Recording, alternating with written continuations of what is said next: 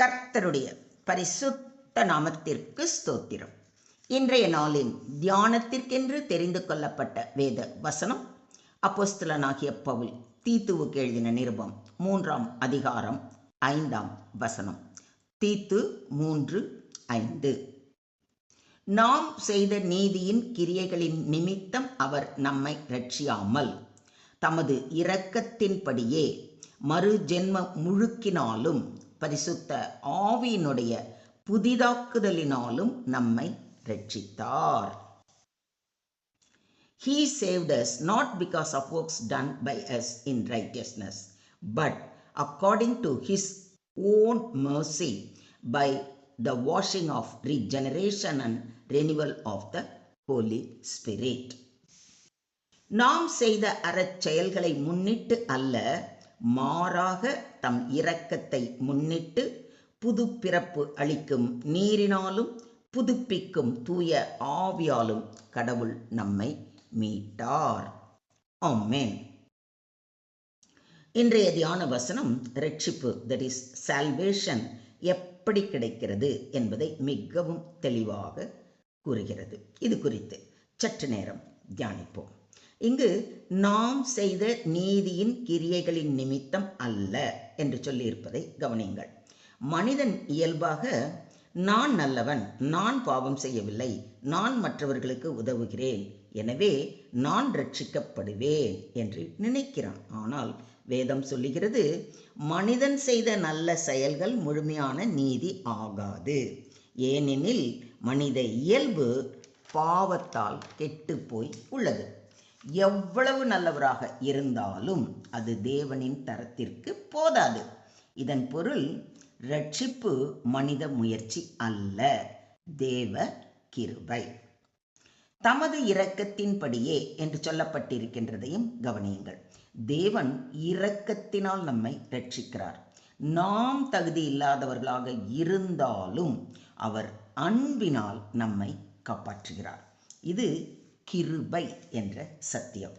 இங்கு இரக்கம் என்பது தண்டனைக்கு உரியவர்களை மன்னிப்பு. நாம் பாவத்திற்காக தண்டிக்கப்பட வேண்டியவர்கள், ஆனால் தேவன் தண்டனைக்கு பதிலாக இரட்சிப்பை அளித்தார். தேவனோ இரக்கத்தில் ஐஸ்வர்யமுள்ளவராய் நம்மில் அன்பு கூர்ந்த தம்முடைய மிகுந்த அன்பினாலே அக்கிரமங்களில் மரித்தவர்களாயிருந்த நம்மை கிறிஸ்துவுடனே கூட உயிர்ப்பித்தார். கிருபையினாலே ரட்சிக்கப்பட்டீர்கள் என்று பவுலடிகளார் கூறுவதை எபேசியர் 2ஆம் அதிகாரத்தில் வாசிக்கிறோம். இங்கு தெரியும் உண்மை, தேவன் நம்மை நேசித்ததால் அல்ல, அவர் அன்பே அவரை செயல்பட செய்தது. மறு ஜென்மம் என்பது இது புதிய பிறப்பு, born again experience. பழைய வாழ்க்கை முடிந்து புதிய ஆவிக்குரிய வாழ்க்கை தொடங்குகிறது. வெளிப்படையான சின்னம் நீர்முழுக்கு, பேப்டிசம். உள்ளார்ந்த மாற்றம், மனம் திரும்புதல். வெறும் மனம் மாற்றம் அல்ல, அது ஒரு உள்ளார்ந்த ஆன்மீக புரட்சி. முன்பு பாவத்தில் வாழ்ந்தோம், தேவனை அறியவில்லை. நம் சிந்தனை உலகியலை சார்ந்திருந்தது.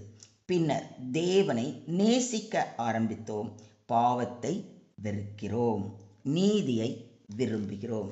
இதை நீங்க விசுவாசிக்கிறீங்களா?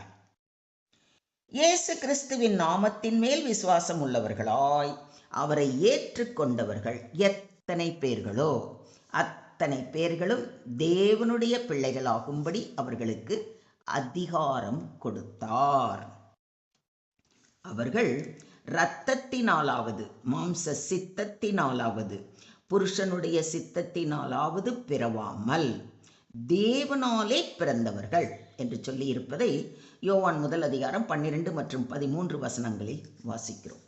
நாம் தேவனுடைய பிள்ளைகளாக மறுபிறப்பு இல்லாமல் உண்மையான கிறிஸ்தவ வாழ்க்கை இல்லை. பரிசுத்த ஆவியினுடைய புதிதாக்குதல் என்பது பரிசுத்த ஆவி நம்மை தினமும் மாற்றுகிறார். நம்முடைய சிந்தனை, வாழ்க்கை, நடத்தை எல்லாம் புதிதாகிறது. இது டிரான்ஸ்ஃபார்மேஷன், தட் இஸ் மாற்றம். மறு ஜென்மம் ஒரு முறை நடக்கும். புதிதாக்குதல் வாழ்நாள் முழுவதும் நடக்கும். பரிசுத்த ஆவி நம்மை திருத்துகிறார், கற்பிக்கிறார், நம்மை வழி நடத்துகிறார். உள்ளம் மாறும்போது வாழ்க்கையும் மாறும். ரட்சிப்பு 3 நிலைகளில் உள்ளது. ஒன்று, நீதி நிரூபிப்பு, தட் இஸ் ஜஸ்டிஃபிகேஷன். தேவன் நம்மை நீதிமானாக அறிவிக்கிறார். 2, பரிசுத்தமாக்குதல், சாங்டிஃபிகேஷன். பரிசுத்த ஆவி நம்மை தினமும் மாற்றுகிறார். 3, மகிமைப்படுத்துதல், குளோரிஃபிகேஷன். இறுதியில் பரலோகத்தில் முழுமையான நிலை. மொத்தத்தில் இன்றைய தியான வசனம் மூலம் நாம் கற்றுக்கொள்ளும் பாடங்கள்: மனித கிரியைகள் ரட்சிக்காது, நல்ல செயல்கள் போதாது, தேவனின் இரக்கத்தினால் நாம் ரட்சிக்கப்படுகிறோம். நாம் தகுதியில் இல்லாதவர்களாக இருந்தபோதும் அவரது அன்பினால் நம்மை ஏற்றுக்கொண்டார். மறுபிறப்பு அவசியம்.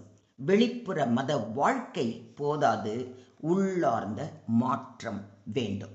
பரிசுத்த ஆவியானவர் தினசரி நம்மை புதிதாக்குகிறார். எனவே பழைய வாழ்க்கையை விட்டுவிட வேண்டும். ஆவிக்குரிய வாழ்வு நடத்த வேண்டும். இன்றைய தியான வசனம் நம் முன் 3 கேள்விகளை வைக்கிறது. 1, நான் என் நல்ல செயல்களை நம்புகிறேனா? 2, நான் உண்மையாக மறுபிறப்பு பெற்றிருக்கிறேனா? 3, பரிசுத்த ஆவி என்னுள் வேலை செய்கிறாரா? இந்த கேள்விகளை உங்களுக்குள் நீங்களே கேட்டு சரியான பதிலை கண்டுபிடித்து உங்களில் எங்கெல்லாம் மாற்றம் நடைபெற வேண்டும் என்று நினைக்கிறீர்களோ அதற்காக தேவ சமூகம் அமர்ந்து அவர் கரத்தில் உங்களை ஒப்பு கொடுங்கள். இந்த வசனம் முழு சுவிசேஷத்தின் இதயம் போன்றது. நாம் செய்யவில்லை, அவர் செய்தார். தேவன் உங்களை மேலும் ஆவிக்குரிய ஆழத்திற்கு நடத்துவாராக. Today's verse reveals that salvation is entirely an act of God's mercy, not human effort. Human righteousness is insufficient because of sin.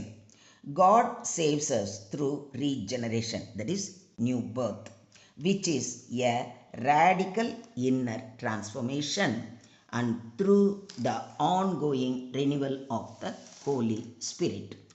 This renewal reshapes our character and aligns us with God's will. Salvation includes justification, sanctification, and eventual glorification.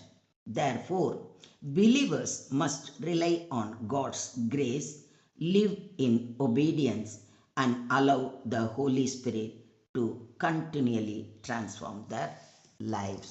Do you believe this?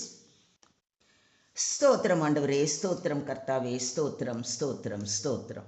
கர்த்தாவே, பரம தகப்பனே, நாங்கள் செய்த கிரியைகளால் அல்ல, உமது அளவில்லாத இரக்கத்தினால் எங்களை இரட்சித்ததற்காக கொடான கொடி நன்றிகளை ஏறெடுக்கிறோம் அப்பா. எங்கள் இருதயங்களில் உண்மையான மறுபிறப்பை உண்டாக்கும். பரிசுத்த ஆவியினால் தினமும் புதிதாக்கி உமக்கு ஏற்ற வாழ்க்கையை நடத்த கிருபை செய்ய வேண்டுகிறோம். எங்கள் சிந்தனை, சொல், செயல் அனைத்தும் உமது நாம மகிமைக்கு சாட்சியாக இருக்கும்படி கிருபை செய்ய வேண்டுகிறோம். நாங்கள் எங்களை நம்பாமல் உம்மையே முழுமையாக நம்பி வாழ எங்களை முற்றிலுமாக தாழ்த்தி உம்முடைய கரங்களிலே ஒப்பு கொடுக்கிறோம். நீங்க பொறுப்பெடுத்துக்கோங்க, நீங்க வழி நடத்துங்க. சகல துதி கன மகிமை யாவையும் ஒருவருக்கே செலுத்துகிறோம். மீட்பர் இயேசுவின் மூலம் ஜெபம் கேளும் எங்கள் ஜீவனுள்ள தகப்பனே. ஆமென்.